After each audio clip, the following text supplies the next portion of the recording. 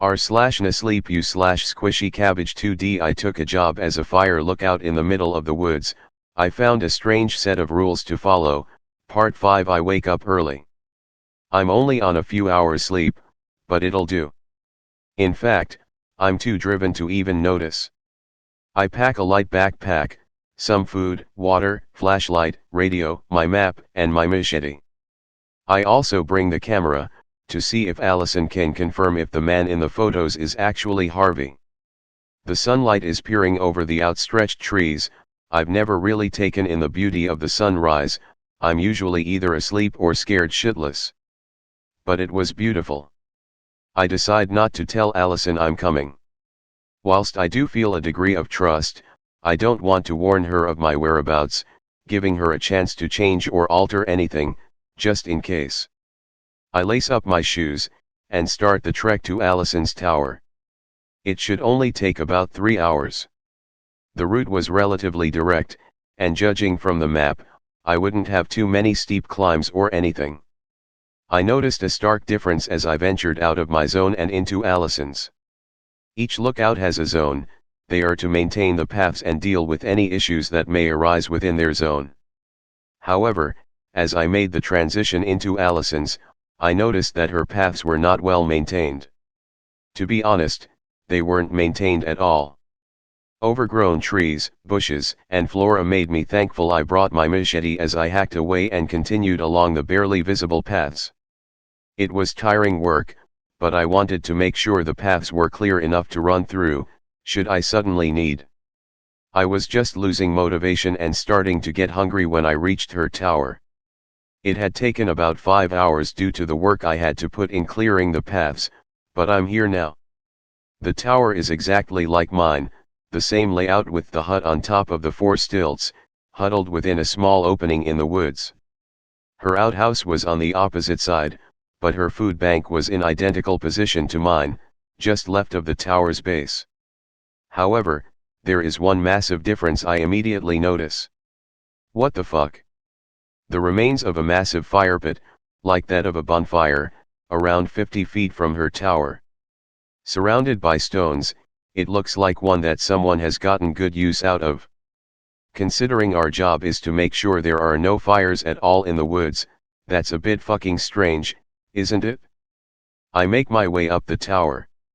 I'm relatively quiet as I do so, partly because I don't want her thinking I'm the smiling lady, running up her stairs, but mostly because I'm nervous. Upon reaching the top, I can already see the tower has nobody in it. In fact, it looks like it never has anyone in it.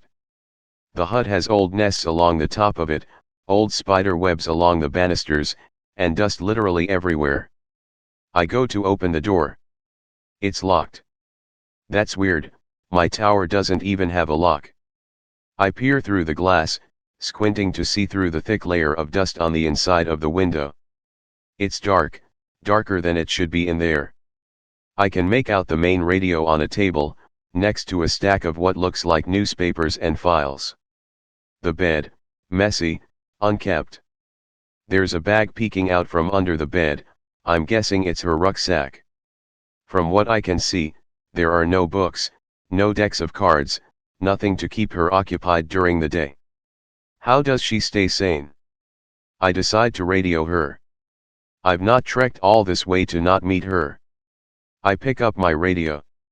Allison, come in. Hey, a fast reply, what's up Oscar? Hey, just wondering, I say, as I decide to investigate a bit before letting her know I'm here. Whereabouts are you? I'm in my tower. Why? She replies. What the fuck? I'm certain that this is the right tower. This is her tower. I'm looking into it, and nobody's there. She's lying to me.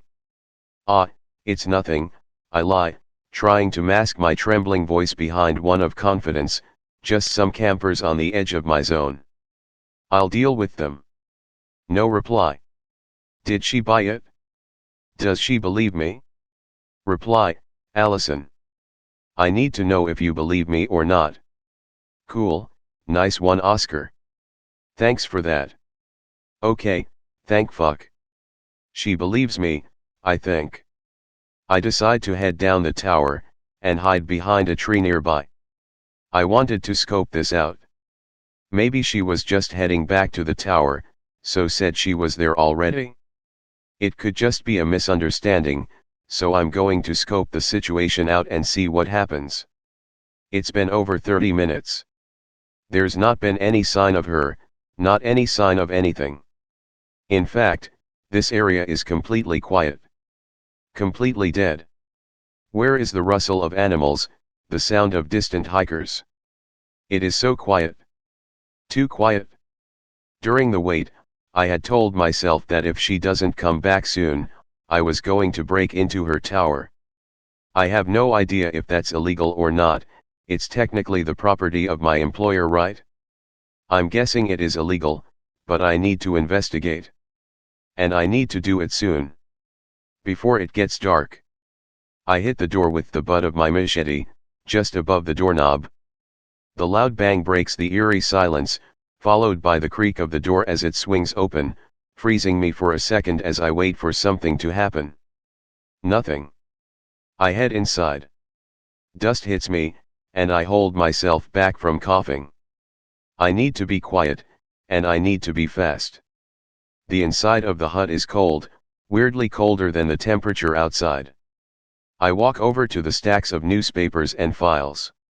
The headline for the first newspaper I see gives me chills. Sister hikers missing. I skim the article. It's these woods. 2 sisters, missing. Was this Allison's sister? She only told me she had one sister missing. Was she the other one? This doesn't make sense. I flick through the rest of the newspapers, most just reiterating that 2 sisters were still missing. Until, one sister found after being missing for 3 weeks. The article stated that one of the sisters had been found alive and well, but the other was still missing. It says that they were separated after getting lost in the woods. Allison hadn't mentioned that she had also gotten lost, if this was about her. Did she consider that too personal? Or did she lie? I turn my attention to the files. Inside, one piece of paper. It's headlined Oscar. What the fuck? Under it, information about me. Information I had shared with her about my divorce and why I took the job, my age, what I look like. Maybe she kept these just so she wouldn't forget? An odd way of trying to be friendly? Wait, how does she know that? We've never met. How does she know what I look like? Something fucking weird is going on here. I turn my attention to the bag under the bed. It's a big rucksack, dark blue. I pull it out and open it up. Inside, clothes. They look like male clothes, t-shirts, hiking pants, a rain jacket. I dig deeper. I find a hammer, and then a wrench. Nothing too out of the ordinary there. The next item I take out, a pair of sunglasses. Engrained on the side, ours. Initials. Definitely not Allison's, but somebody's. I reach my hand into the bottom of the bag, and feel a small metallic object. I lift it out, and it's a pocket knife. It's a very nice knife, looks like something that someone has personally designed. It's got a golden outline, and laced through it is a mix of wavy silver and black designs. There's something engrained on this too, in very small letters, to my love, to you, Harvey. What the fuck? Why does she have Harvey's knife? Is this his stuff?